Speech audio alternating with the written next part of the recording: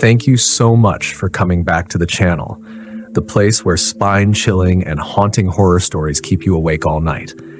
If you haven't subscribed yet, hit that follow button now so you won't miss the upcoming videos, because today's story will take you down to a basement from which you may never return. He just wanted to use the restroom. Just a regular roadside gas station in a remote countryside, nothing special except for the smell of old motor oil and an eerie stillness.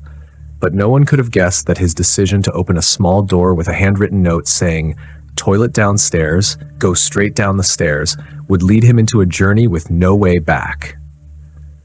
It was raining. Not a heavy downpour, but enough to make the road slick and the streetlights blur into smears across the windshield, which had a small crack in the upper left corner. A man with no name, just someone driving cross-state in the middle of the night to a place he wasn't even sure he truly wanted to reach, was looking for a place to stop. Not because he was tired, not because he was hungry, just because his stomach was in knots. Strong coffee and cheap fast food from the last rest stop had set off a rebellion in his gut. The gas station appeared like a ghost out of the night fog, no cars parked out front. The light from inside was dim and yellowed, like it had escaped from an old, forgotten world. He pulled over, shut off the engine, and stepped out, his foot landing in a cold puddle that made him shiver. The glass door gave a soft ting as he pushed it open. Inside, it was dead silent. A middle-aged woman sat behind the counter, looking as though she had just woken up from a long sleep. Her eyes were vacant, gazing at him without any real interest. "Excuse me, where's the restroom?" he asked, his voice dry. She didn't answer, just slowly raised her hand and pointed toward the far end of the store. There, a small door bore a sign that read "Employees Only," but taped to it was an old piece of white paper with messy handwriting. "Toilet? Downstairs." Nothing seemed off. In remote places like this, people often used the basement for everything, including the restroom. He walked over and pushed the door open. A short hallway appeared, ending in a narrow wooden staircase leading down. The air was damp and cold, making him wrinkle his nose, but the cramp in his stomach left him with no choice. He turned on the flashlight on his phone and descended one step at a time, each step groaning beneath his weight, like the wood was crying under the burden of a living soul. Nothing unusual, just a basement. Uneven tile floor, cracked concrete walls, a few flickering fluorescent bulbs hanging above. At the end of the hallway, he saw a door slightly ajar with a faded "Restroom" sign barely sticking to its wooden surface. He pushed it open, walked in, and shut the door behind him. The sound of a lock clicking echoed. He spun around. No one there. The door didn't have an automatic lock. He tried to open it. It wouldn't budge. Turned the knob harder. Still stuck, as if someone or something was holding it tightly from the outside. He started to feel cold. But what was more terrifying was that, as he looked around the restroom, he discovered 3 more doors inside, each identical, with no signs, no handles, just dark wooden slabs, rough like the skin of someone long dead. He couldn't remember which one he opened. But after that, he found himself walking down another hallway. The farther he went, the more everything changed. His phone's flashlight flickered as if it were running out of battery, even though he had just fully charged it. The air thickened. Something was watching him. A breath. A footstep. A shadow slipped past behind him without a sound. He turned around. No one there. He tried to walk faster, but the hallway stretched endlessly with no end in sight. And then he began to realize the undeniable signs that he was no longer in the gas station basement, because the walls had turned deep red, because the floor was no longer tile or concrete, but something soft, damp, like he was walking on flesh. And because the next door he opened didn't lead to another room, but to a gaping black crevice unfathomably deep from which came sounds not made by any human being, rising with each slow pulse. There was a groaning sound like someone whispering his name. The problem was he didn't remember telling anyone his name here. From that moment on, he understood one thing very clearly. He had stepped into a place that did not belong to this world. Every door he opened after that led to a different reality, but all of them shared one thing. Something was waiting for him. A formless shadow, an eye that always watched from the wall, a pair of hands reaching from the cracks in the floor, a tongue slithering across the ceiling like a snake. The basement had no bottom, and time here did not follow any logic. He had tried to go back, but the doors were gone. One by one, they vanished as if they had never existed. When he screamed, his voice didn't echo through the space. It was as if it had been swallowed the moment it left his mouth. And from that dead silence, a voice, soft, oozing, whispered right behind him, "You chose the door. Now you're a part of it." He spun around, but no one was there. Only a cold wall, exhaling mist like it was alive. He backed away, not daring to close his eyes, heart pounding erratically. With each step he took back, the floor beneath him cracked like brittle bones being snapped. And then from above, fissures began to form, not like normal cracks in the ceiling, but as if something was clawing through the very fabric of space, each tear oozing red, dripping onto his hair. He screamed and bolted down the hallway. Everything behind him began to shift, distort. The walls contracted like lungs breathing. The floor trembled as if trying to swallow everything whole. He saw more doors appear, but they weren't the same. One was slightly ajar, leaking a lullaby in a language he had never heard before, yet somehow found sickeningly familiar. Another was drenched in blood, the handle like a real hand gripping tight with horror. And another was simply empty, pitch black like the mouth of a bottomless well. He picked one at random. He didn't know why. Maybe because it felt like any choice would be wrong. But if he stayed still, whatever was behind him wouldn't let him be. Door swung open, he rushed in and slammed it shut. Inside was a small room like a normal living room, an old sofa, a black and white TV, family photos hanging on the walls. But something was wrong. Very wrong. The family photo on the wall had no faces. Every face had been erased. Blank, just smooth skin with no nose, no eyes, no mouth. A chill ran down his spine. As he stepped closer to the photo, his own face slowly appeared among the blank ones. No eyes, no nose, only a wide, grinning mouth. The laughter didn't echo through the room, but rang inside his head, wet, incessant, whispery. He covered his ears, but it was useless. The room began to shrink. The walls tightened like they were squeezing him until he could barely breathe. The ceiling began to drip a thick black liquid, like spilled oil. The furniture trembled as if it too feared whatever was coming. He didn't wait for the room to become a tomb. He kicked open the door on the left and bolted into another space. This time, a long hallway filled with mirrors. But the mirrors didn't reflect him. They showed other versions of him. One was screaming, one was skinned alive, one had eyes growing from every corner of its face, one was vomiting hair, bones, and tiny infant-like arms. He screamed and smashed a mirror. The shards scattered, but instead of falling to the floor, they floated midair like glass in water. Then they began to spin, slicing through the air, emitting a screech that sounded like echoes from the dead. One shard embedded itself in his arm. He didn't feel pain, but his blood wasn't red. It was a thick grayish liquid, cold like metal. He kept running. Thinking was no longer an option. His mind spun, time melted with every second. A door appeared. He burst through. This time it was a kitchen, but it looked exactly like his mother's old kitchen. The smell of sour soup, the scent of fish sauce, sunlight pouring in through the window, strangely peaceful.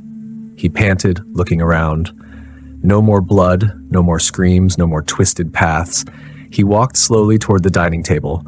On it was a steaming bowl of white rice, and a small note. The words were written in his own handwriting. "Sit down and eat. You'll never be hungry again, but you'll never go back."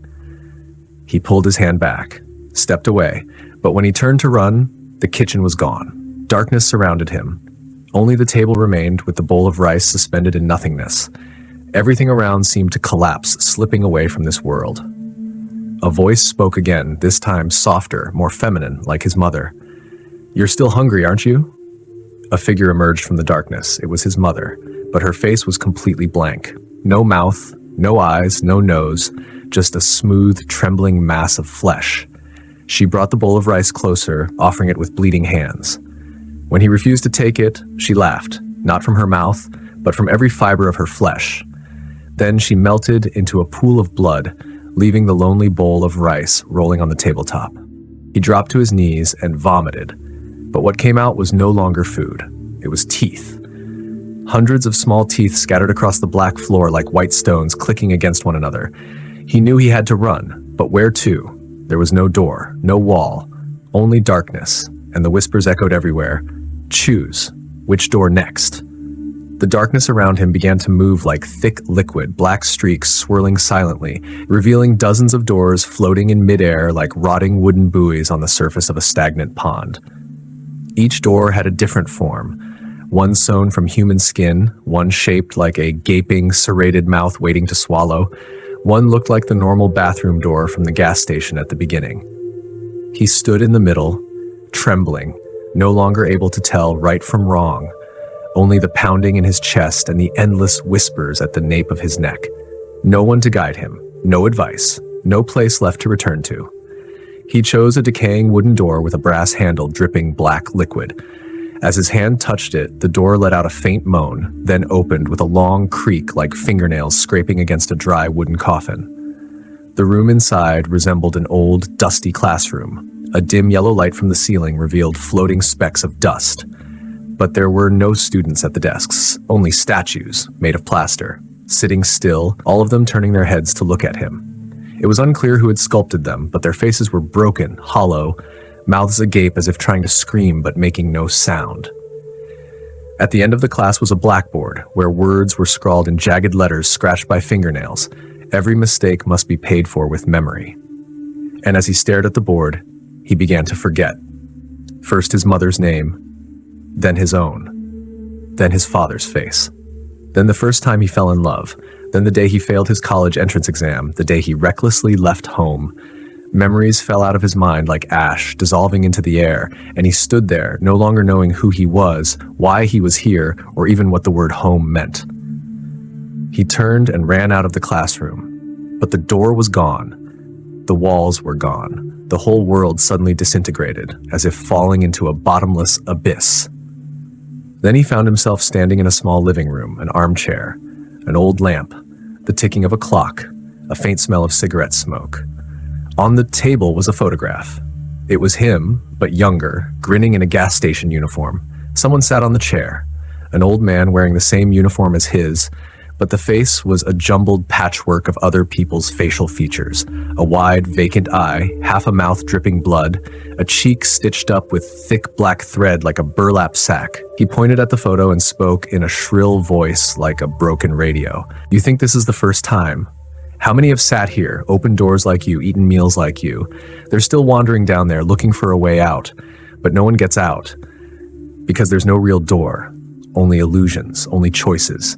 And each choice is a sin." He couldn't say a word. His throat tightened. His eyes refused to blink. The old man bent down, picked up a rusted knife from under the chair and handed it to him. "Cut off a part of your memory. Trade it for the next door. You still have a chance. Or stay here, become a statue." And suddenly, he felt a chilling cold on his back. His fingers began to stiffen. His skin dried like cracked earth. Each joint turned to stone. Death came slowly, not by the blade, but by eternal stillness. There was no other way. He clenched his teeth, took the knife, and sliced into his temple. A thick black stream of memory oozed out like ink, an image of an ordinary morning at the gas station, where he turned on the lights, brewed coffee, checked the toilet. He screamed, not from pain, but from losing something that once seemed worthless yet was the only anchor to reality. A door appeared. He dragged himself toward it, black blood dripping across the floor, opened it and stepped through, this time into an abandoned hospital. The clink of metal underfoot, the stench of antiseptic mixed with rotting flesh, a long hallway with no lights, a hospital bed in the middle of the corridor, on it a figure covered completely by a blanket. As he approached, the blanket slowly lifted, but there was no person, only a human skeleton still wearing the gas station helmet, with a piece of paper clamped between its teeth. The basement is not the bottom, it is the surface. He threw his head back, trying to scream, but something blocked his throat. The air was thick like ash. Cold wind rose, as if someone were breathing right behind his neck. Behind him, no one knew when it appeared, was a staircase leading downward. Very narrow, just enough space for one person to crawl through. He didn't want to go down anymore. But behind him were footsteps. Many footsteps. Each one crushing a part of his soul like it meant to grind him into dust. There was no turning back. He crawled down. With each step, a name appeared in his mind, none familiar. But each name felt like it once belonged to his body. Lucy, Connor, Helene, Miguel. Jared. Jared. That name made him freeze, because that was his name. But when had he forgotten it? No one knew. No one remembered. The deeper level was unlike any space he had ever known. There was no ceiling, no walls, and even the air wasn't truly air. It was a thick, slimy black fog seeping through every crevice. He crawled off the last stair, his knees touching the ground that felt as cold as the back of some sleeping creature. The floor beneath him pulsed with gentle breaths, giving the sense that he was standing on the body of a colossal being that had never ever awakened. There was no path, no sound. Yet somewhere, he could hear a heartbeat, not his own but of the thing encompassing the entire space, as if the basement itself was alive. Then, through the dense fog, a figure appeared. It had no eyes, only a pale face covered in hundreds of tiny mouths whispering all at once, their voices intertwining into a droning hum like insects crawling beneath the skin. Incomprehensible, unavoidable. He stood frozen, unsure if he was dreaming or had been dead all along. The pale figure pointed at him. Its finger was unnaturally long, stretched out from the bone. Then all the mouths on its face stopped whispering and spoke in unison in his exact voice. You were the one who opened the door. Each deeper level peels back a layer of lies. You thought you just needed to use the bathroom? No. You were summoned long ago. Memory shattered again. He saw the image of a boy standing outside the abandoned gas station on a rainy night. You were next to the body of a dog that had been hit by a car. The boy looked into the security camera and smiled. And that boy was him. That child had never left this place. He had gone down into the basement on a rainy night 15 years ago and never returned. The adult Jared was merely a shell crafted by the entity, a construct of ordinary life, binding him to a cycle of reincarnation. There was no first day at work, no night shift, no gas station, only him and the basement. Everything before had been a clever mask meant to fool awareness. The deeper he went, the closer he came to the truth. And the truth was, he had died. Died the first time he set foot into the basement that rainy night. What had existed since then was nothing more than a fragment of memory, torn apart and lost within a nightmare realm. The doors that had once opened, classrooms, hospitals, living rooms, were all twisted versions of memory, reshaped by the entity, letting him live, die, and repeat. But now there was no turning back. The mouths on the pale figure opened wide, so wide its entire face tore apart like a dead flower. A stream of black smoke shot toward him, flooding into his eyes, nose, and mouth. He screamed but heard nothing. Hearing vanished, vision blurred. All that remained was the sensation of his blood vessels being reversed, each cell shredded and stuffed into another body, a new body waiting above ground. Then, light. He opened his eyes, found himself lying in the gas station restroom. The smell of cleaning chemicals was overwhelming. His limbs trembled, heart pounding. Everything seemed normal. A knock on the door. Hey, you all right in there? I'm a police officer. Someone reported this station's been abandoned for over 10 years, but heard water running in the toilet. You stuck? He sat up, looked into the mirror. His face, but not quite. Something was different. Skin slightly translucent, eyes deeper set, and a smile he couldn't control. The door burst open. The officer stood there, flashlight in hand, but he couldn't speak. He could only stare and then laugh. Behind the officer, the basement door was open again, and a voice rising from deep beneath the earth, another one knocking. Let him down. He just wanted to use the bathroom. Thank you for staying with the story until the very end. If you enjoy horror tales filled with dread and the supernatural, don't forget to subscribe and turn on the notification bell so you won't miss the next story. Who knows? Next time, the main character might be you.